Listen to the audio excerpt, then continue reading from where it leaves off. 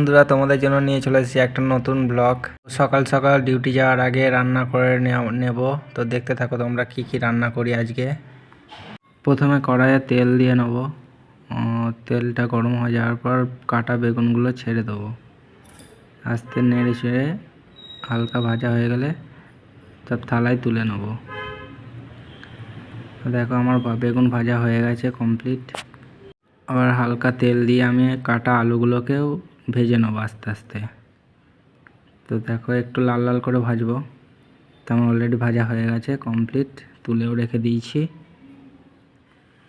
এরপরে তেলের মধ্যে আমি জিরে ফোড়ন ছেড়েছি, দুটো কাঁচা লঙ্কা, তার মধ্যে কাটা রসুন কিছু,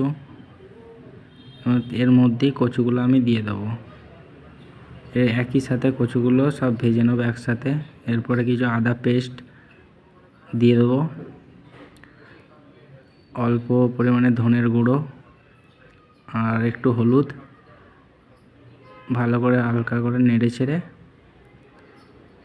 রেখে দেবো। দেখো আমার অলরেডি হয়ে গেছে।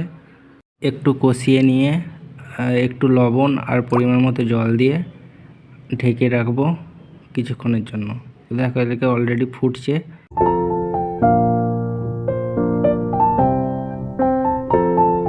রান্না আমার কমপ্লিট হয়ে গেছে।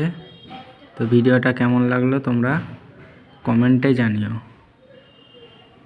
Bye bye.